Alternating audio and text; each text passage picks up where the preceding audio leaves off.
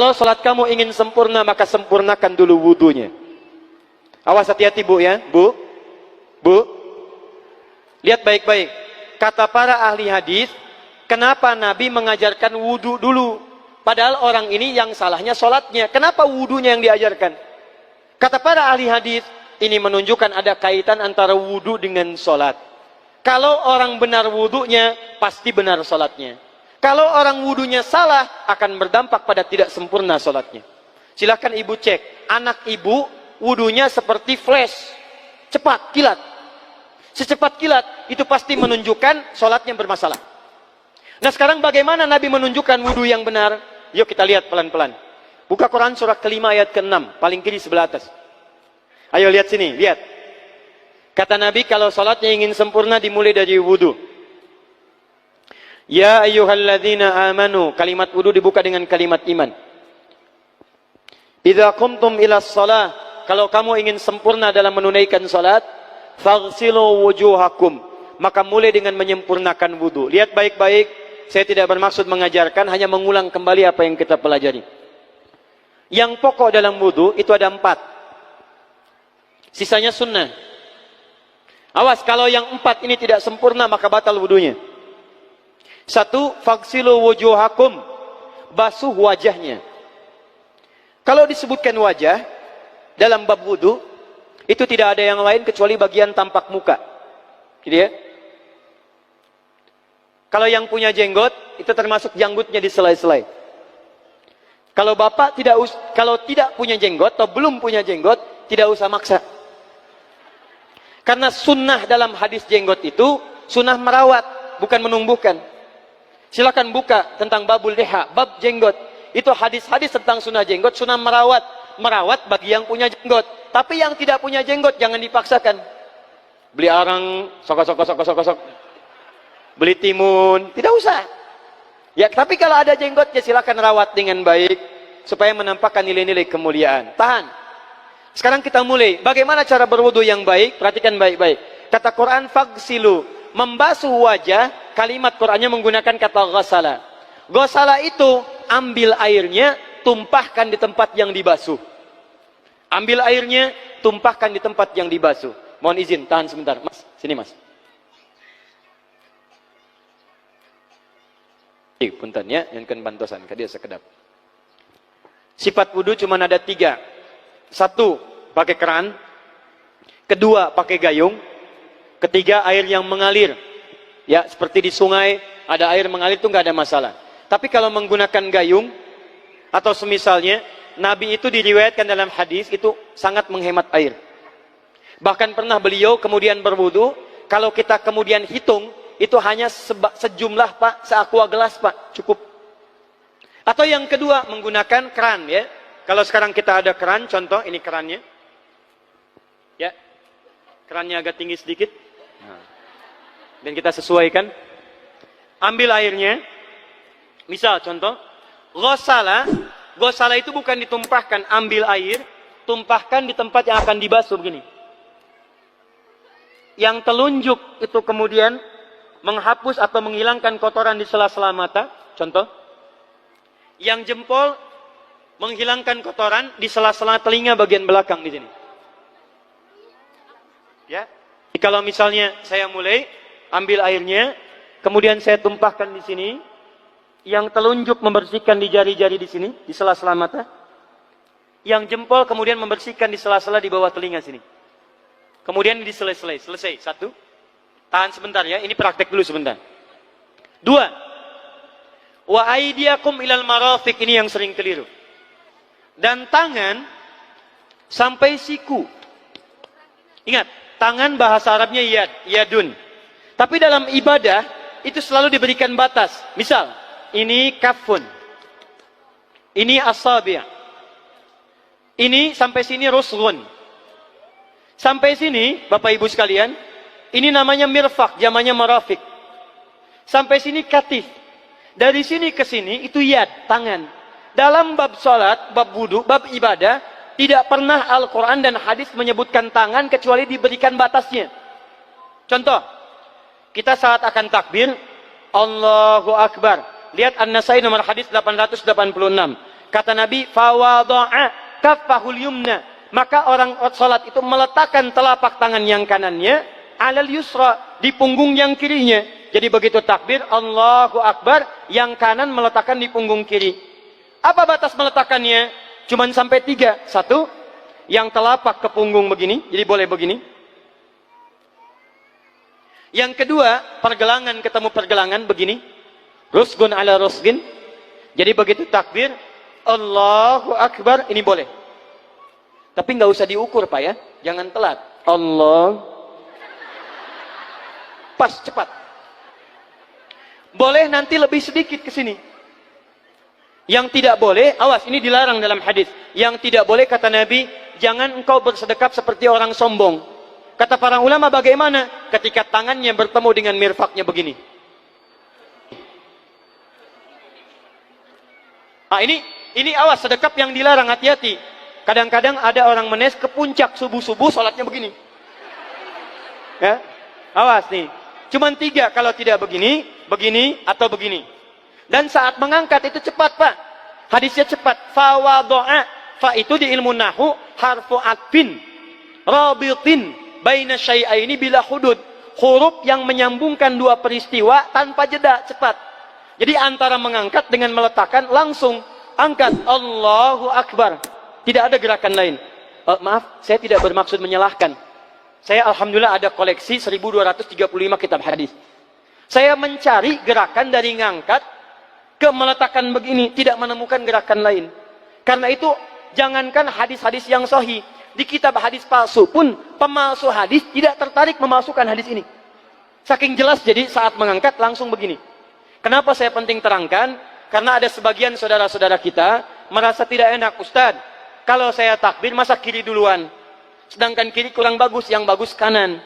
Saya mah pengennya begini aja lah, begitu takbir kanan duluan baru tutup dengan kiri. Jadi begitu diangkat Allah, kanan masuk, kiri begini tutup. Kadang-kadang kaki naik dikit.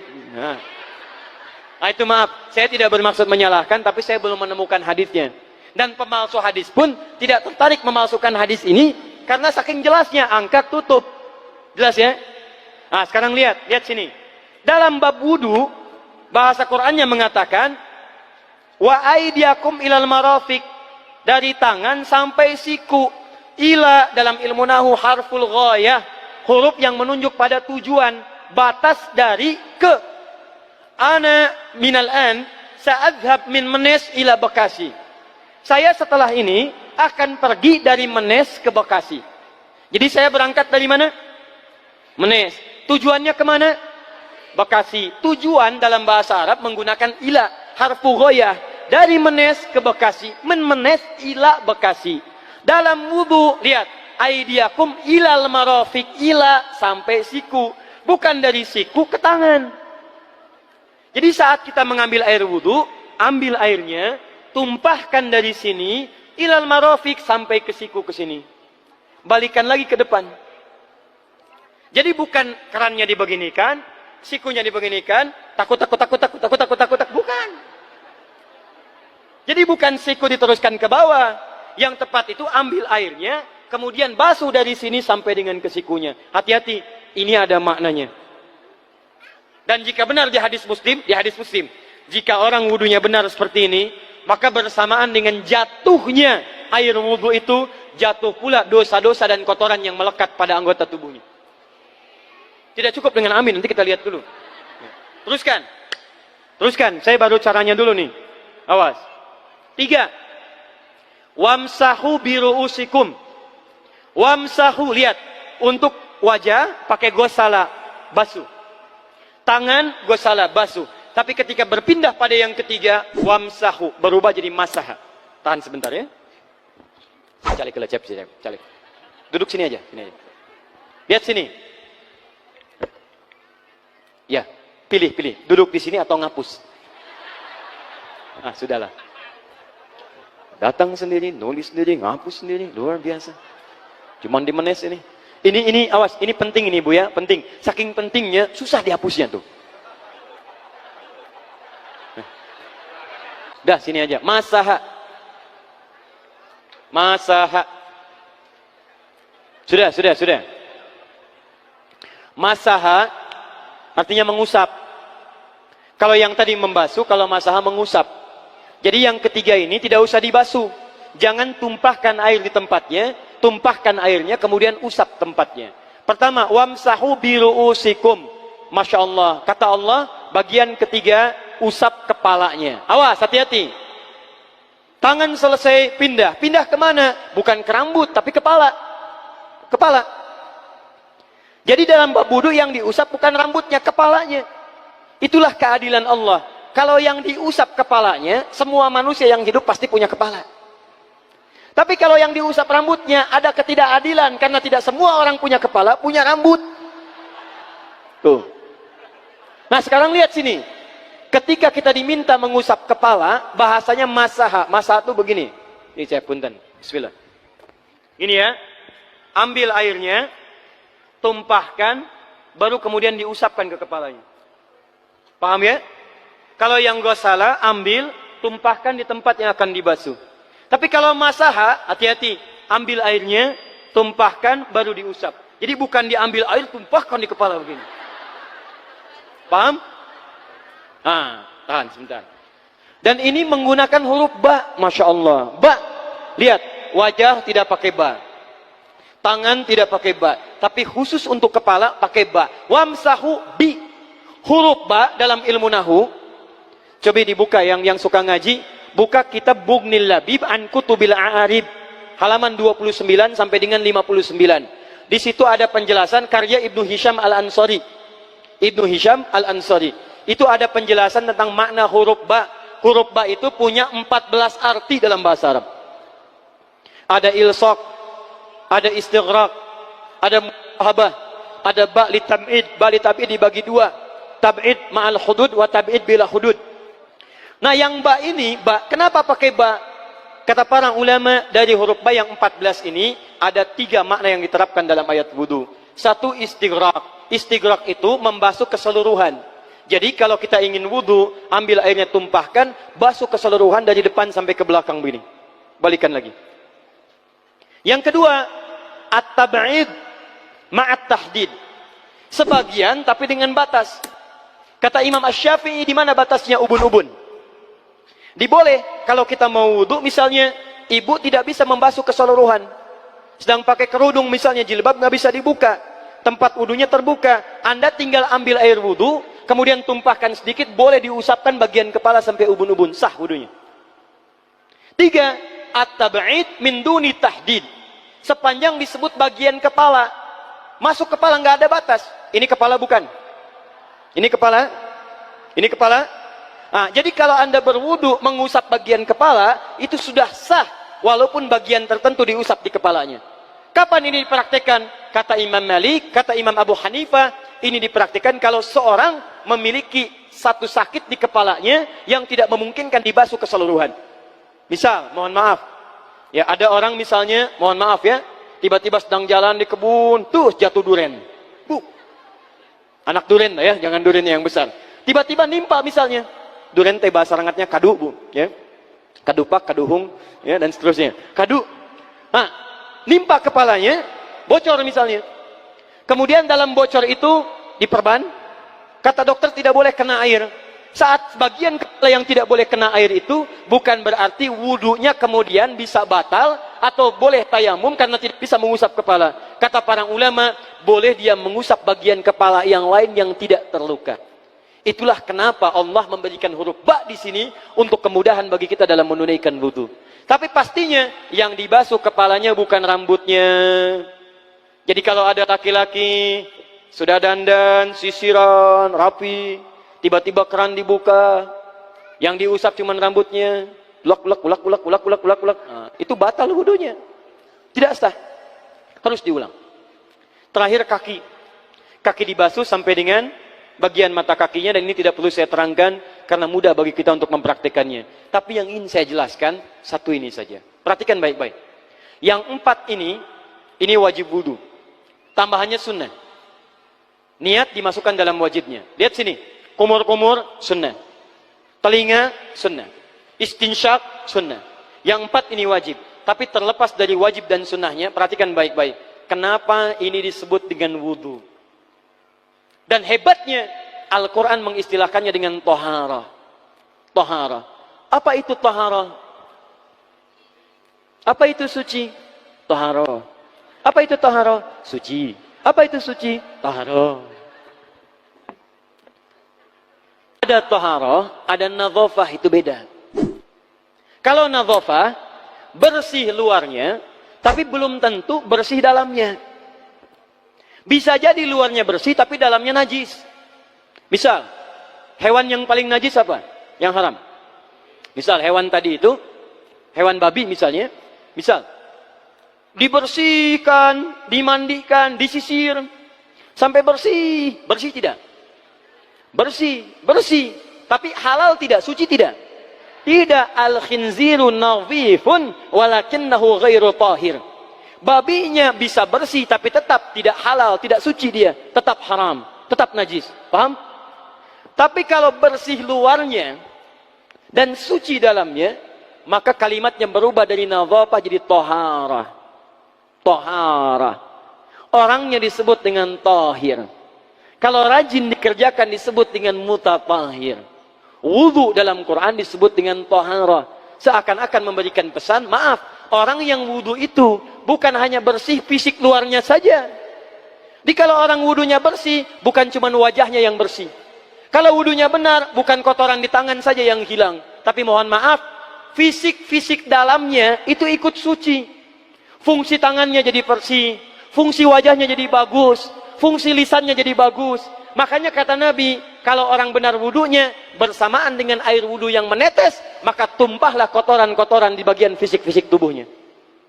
Jadi kalau kita benar wudunya kumur-kumur, kukumur, masukkan misalnya masukkan, keluarkan, bersamaan dengan keluarnya air itu, maka kotoran-kotoran di lisan pun ikut keluar. Tangan dibasuh, bersamaan dengan dibasuhnya tangan, fungsi tangan yang kotor-kotor itu ikut hilang. Hadis Muslim. Makanya orang yang setelah selesai wudu dia berdoa, apa wudunya? Apa doa wudunya? Asyhadu an la ilaha wa asyhadu anna Muhammadan Allahumma minat waj'alni minal, lihat sini, minal mutatahhirin, minat tawabin. Lihat. Bapak Ibu kan baru wudu, tapi kenapa doanya selesai taubat?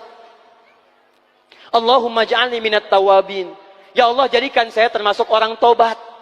Kita kan baru wudu, kenapa doanya baru selesai tobat?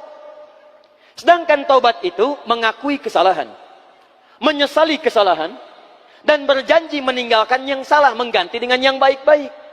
Makanya kalau orang wudunya benar itu, begitu dia kumur-kumur, dia ingat kesalahan apa yang dikerjakan oleh lisan ini. Jadi begitu kemudian ditumpahkan airnya, hilang kotorannya. Maaf, yang suka mencela wudu, selesai wudu tidak akan mencela lagi, karena tobat dari celaan. Makanya kalau wudu Anda benar, coba ingat-ingat, siapa korban dari lisan Anda yang tajam itu? Apakah ibu Anda yang pernah menangis karena lisan Anda? Apakah ayah Anda yang kecewa karena kalimat-kalimat Anda? Apakah tetangga Anda yang menjauhi Anda karena kata-kata kotor Anda? Kalau tiap hari Anda wudu, tapi kemudian lisan Anda masih kotor juga, ada yang salah, Anda cuma menghabiskan air untuk menghilangkan kotoran di lisan. Itu tanda pertama. Tangan basuh. Makanya orang yang wudunya benar, tangannya tidak akan berbuat yang kotor lagi sampai ke ujung kakinya.